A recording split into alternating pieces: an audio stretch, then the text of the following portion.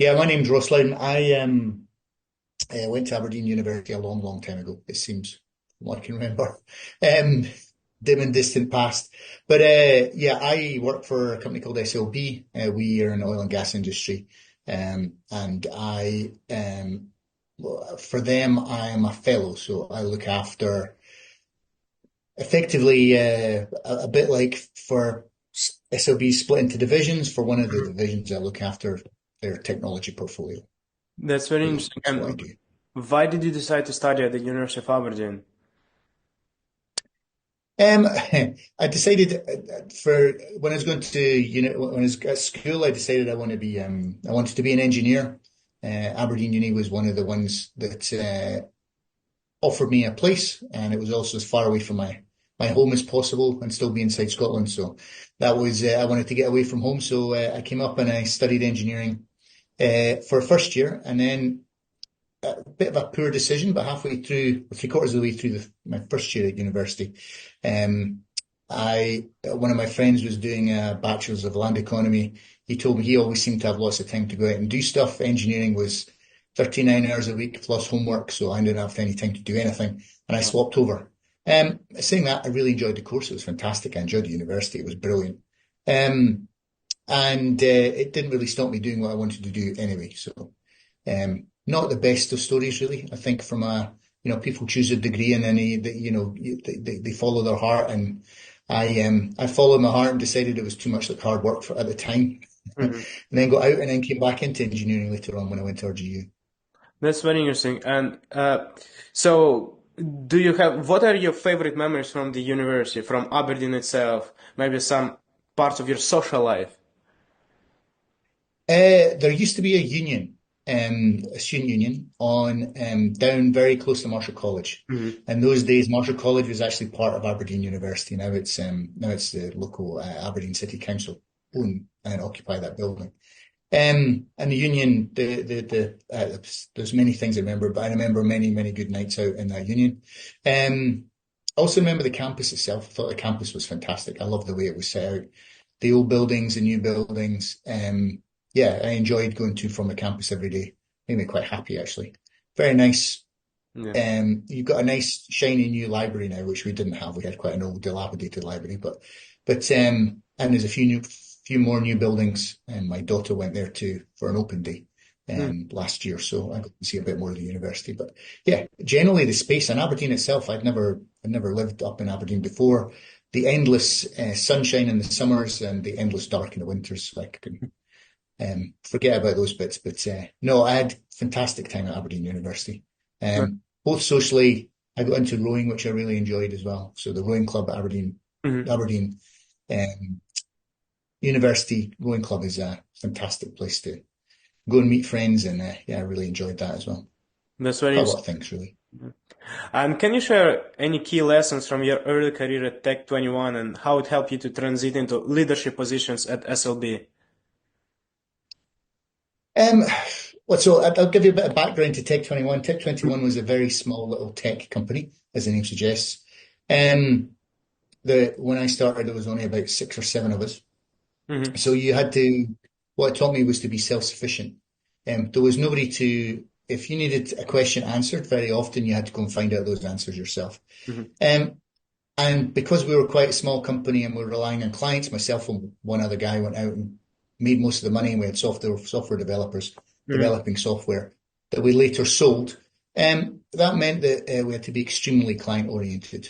So those are the two things was self-reliance and maybe a bit of self-motivation as well. 'Cause it's quite, it's working in a small company. You don't have people there to pat you in the back and tell you to get on with things. You just have to get on with things yourself. So those were the kind of main things. Interesting. And could you summarize your key milestones that led you to your current position at SLB? My key milestones. Yeah, there's there's a few of them or a few things that I'm kind of very happy with inside that I've done inside SLB that probably it's two broadly falls into two parts. One would be the technology part. So we brought some, or I brought from idea to actually putting tools in the ground, new technologies.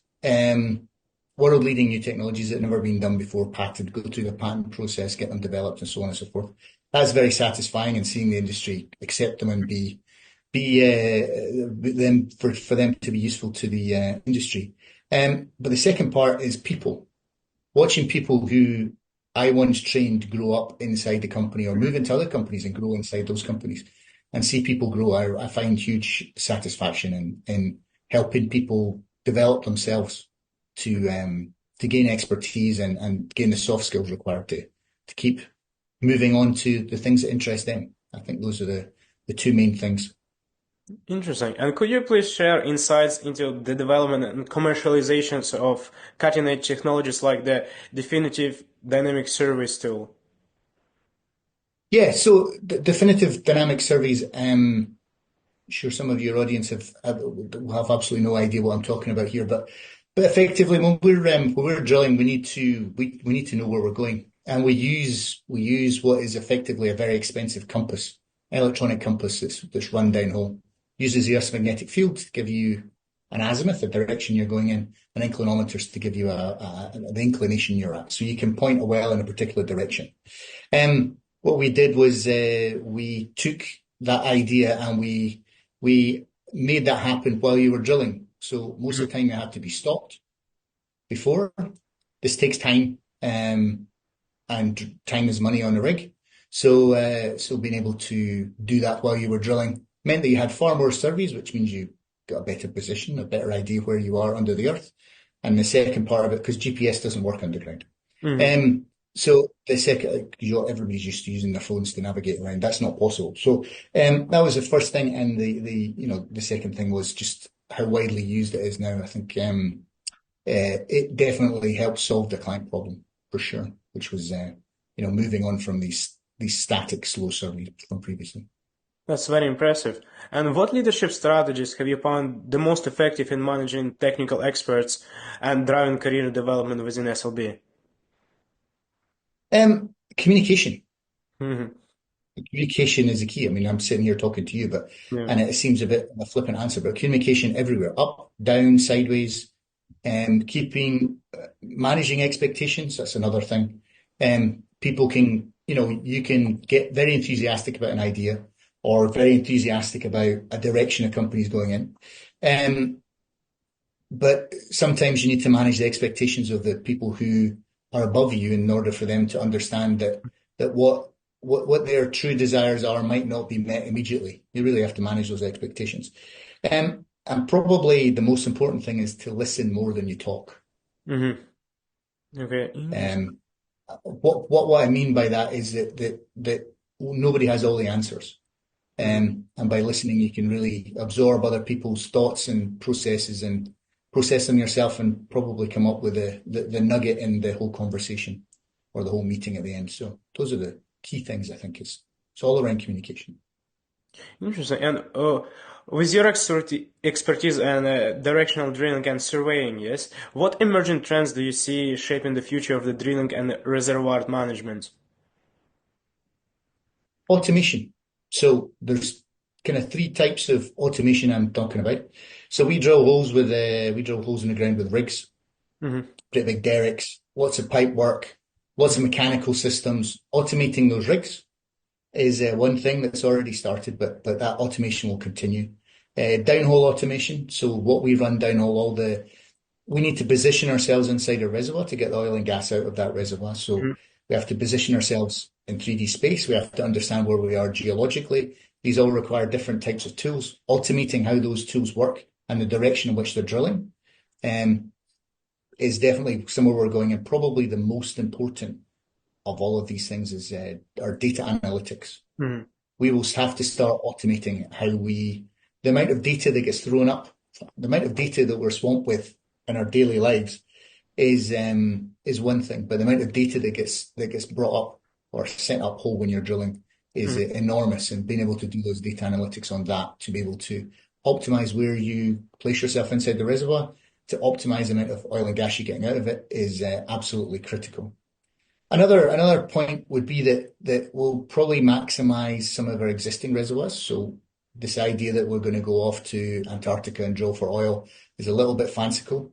I think most of all because Antarctica's nobody's allowed to drill in Antarctica, but even if you were, it's so remote, it's so expensive, and there's so much oil still to be produced from existing wellbores. So to give you an example, a standard field, even in the North Sea, is Hmm. probably only produced less than 30% of all the oil and gas in place. So there's Hmm. still all of that to get.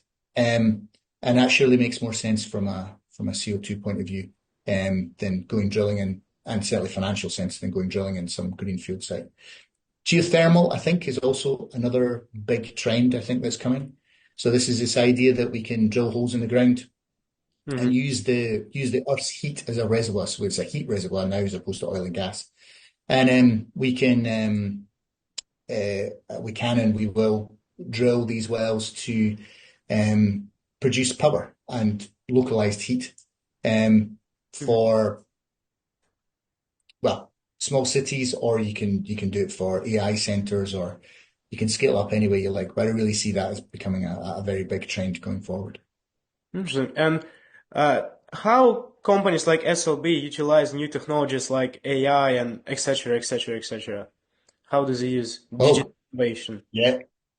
So I hope that SLB is going to lead the sort of digital part of oil and gas. And there's some key parts to this. We need to continue to, clients are always pushing us to lower costs. One of the best ways to do that is to digitize and understand all of the information that you're getting either from your reservoir while you're drilling, etc. Um, because it drives efficiency, uh, just through data analytics.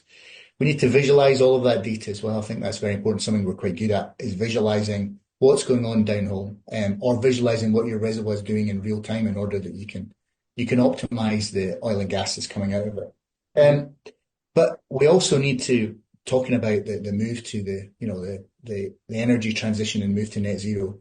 Um, there's a lot of work being done on how do we detect methane leaks that are, you can't see methane and you can't really smell methane either. So, and we have methane leaks all over the, all over either, surface productions facility, or, on a large scale, if you're talking about an oil refinery or something similar.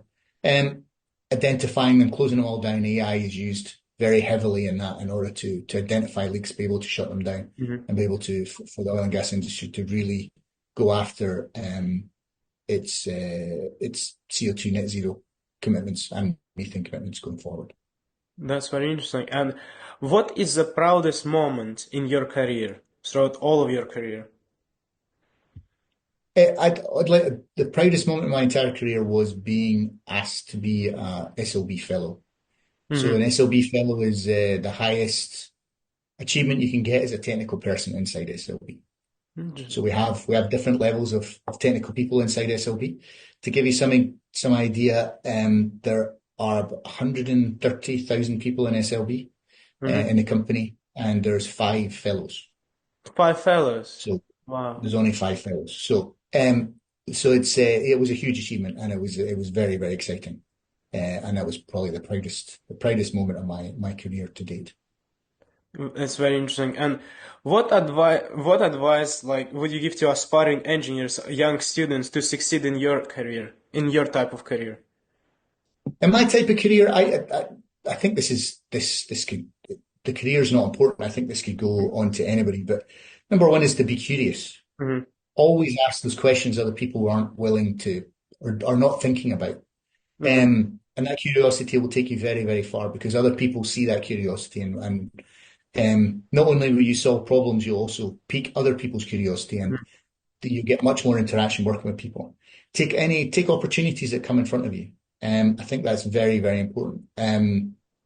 Quite often we tend to, see an opportunity comes up, and we make all kind of excuses or whatever that we can't go and grab that opportunity. So grab any opportunities when they come is very, very important, and have stamina. Don't give up. This industry, all industries are pretty rough, right? There'll be times when you think you don't have a job or you're struggling to get a job. Don't give up. You will get there.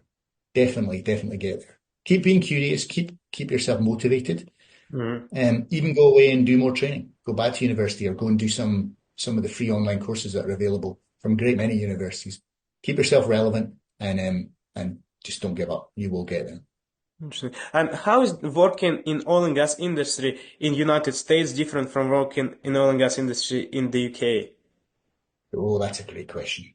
Um, I would say it's not really that different. At the end of the day, the clients are the same. They all want the same thing. They all want to reduce Mm, costs, and increase production.